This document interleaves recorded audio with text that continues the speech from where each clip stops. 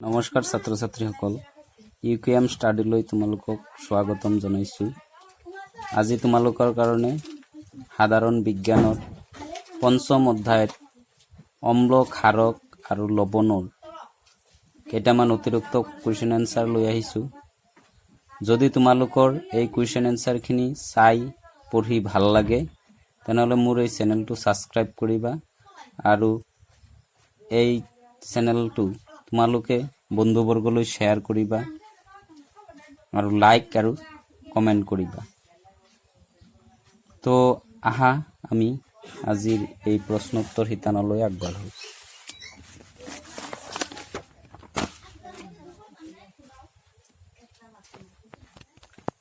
আজিৰ প্ৰথম প্ৰশ্ন হৈছে এবিধ ক্ষাৰকৰ নাম লিখা। খোৱা ছডা। অম্ল বুলিলে কি বুজায়? কেইবিধমান অম্লৰ নাম লিখা। টেঙা সোৱাদযুক্ত বস্তুবোৰক অম্ল বোলে। কেইবিধমান অম্লৰ নাম হ'ল নেমুৰ ৰস, কমলাৰ ৰস, দৈ, কেঁচা আনাৰস আদি। অম্লক ইংৰাজীত কি বোলে? এচিড শব্দটো ক'ৰ পৰা আহিছে? ইয়াৰ অৰ্থ কি? ইংৰাজীত অম্লক এচিড বোলে। এচিড শব্দটো লেটিন শব্দ এচিয়াৰৰ পৰা আহিছে। ইয়াৰ অৰ্থ হৈছে টেঙা। প্ৰকৃতিৰ পৰা পোৱা অম্লবোৰক কেইটা ভাগত ভগোৱা হৈছে আৰু কি কি? প্ৰকৃতিৰ পৰা পোৱা অম্লবোৰক দুটা ভাগত ভগোৱা হৈছে। সেই দুটা হ'ল জৈৱ অম্ল, অজৈব অম্ল। 5 নম্বৰ। জৈৱ অম্লবোৰ ক'ৰ পৰা পাব পাৰি? দৈ, গাখীৰ আৰু মাখনত থকা অম্লৰ নাম কি? জৈৱ অম্লবোৰ উদ্ভিদৰ পৰা পোৱা ফল বা গাখীৰৰ পৰা পাব পাৰি। দৈ, গাখীৰত থকা অম্লবিধৰ নাম হৈছে লেক্টিক এচিড আৰু মাখনত বিউটাৰিক এচিড নামৰ অম্ল থাকে।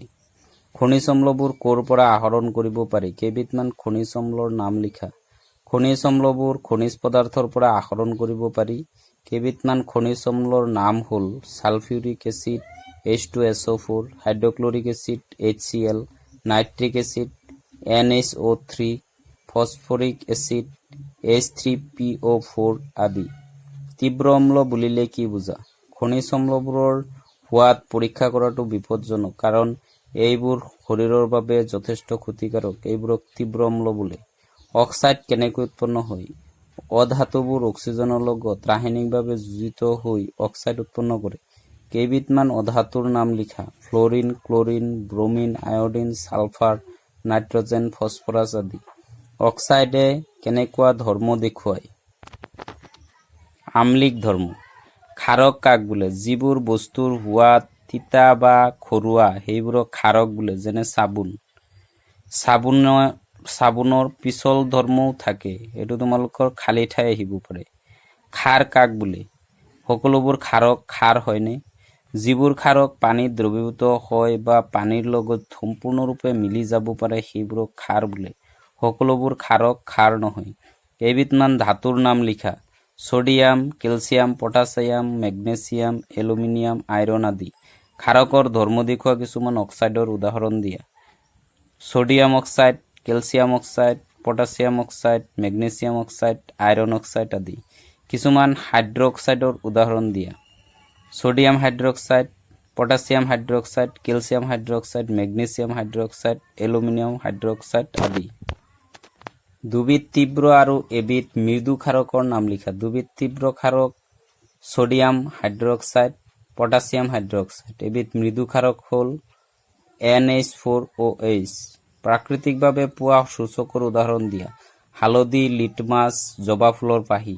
লিটমাছক ক'ৰ পৰা আহৰণ কৰা হয়? লিটমাছৰ বৰণ কেনেকুৱা? লিটমাছক ছত্ৰক শৈবাল ইংৰাজীত লিটছেনৰ পৰা আহৰণ কৰা হয়। বিশুদ্ধ পানীত ইয়াৰ বৰণ পাতল বেঙুনীয়া, অম্লৰ দ্ৰৱত ৰঙা ৰং আৰু ক্ষাৰকৰ দ্ৰৱত নীলা ৰং দেখুৱায়। প্ৰশমন বিক্ৰিয়া কাক বোলে? প্ৰশমন বিক্ৰিয়াৰ ফলত কি উৎপন্ন হয়? অম্ল আৰু ক্ষাৰকৰ মাজত হোৱা ৰাসায়নিক বিক্ৰিয়াটোক প্ৰশমন বিক্ৰিয়া বোলে। প্ৰশমন বিক্ৰিয়াৰ ফলত লৱণ, পানী আৰু তাপৰ উৎপন্ন হয়। পোক পৰুৱাই কামুৰিলে বা দংশন কৰিলে আমাৰ বেদনা অনুভৱ হয় কিয়? পোক পৰুৱাই ছালত বা ছালৰ ভিতৰত ফৰ্মিক এচিড নামৰ এবিধ অম্ল এৰি দিয়ে।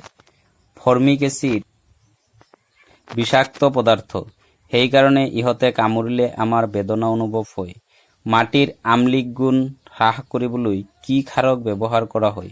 পুৰা চূণ, কেলছিয়াম অক্সাইড বা শিথিলত চূণ, কেলছিয়াম হাইড্ৰক্সাইড। তো ছাত্ৰ ছাত্ৰীসকল, এইখিনি আছিল এই পাঠটোৰ মাজত থকা অতিৰিক্ত প্ৰশ্নোত্তৰ। যদি তোমালোকৰ এই পাঠটোৰ অনুশীলনীত থকা প্ৰশ্নোত্তৰবোৰ লাগে তেনেহলে মোক কমেন্ট তলত কমেন্ট কৰিবা আৰু মই চেষ্টা কৰিম ইয়াৰ পাৰ্ট 2 ভিডিঅ'ত তোমালোকৰ এইখিনি প্ৰশ্নোত্তৰ দিবলৈ। যদি আজিৰ এই ভিডিঅ'টো তোমালোকৰ ভাল লাগে মোৰ এই চেনেলটো সাবস্ক্ৰাইব কৰিবা আৰু বন্ধুবৰ্গলৈ শ্বেয়াৰ কৰিবা যাতে আগন্তুক দিনত মই নতুন ভিডিঅ' বনাবলৈ অনুপ্ৰেৰণা পাওঁ। তো আজিলৈ এইখিনিতে সামৰিছো। ধন্যবাদ।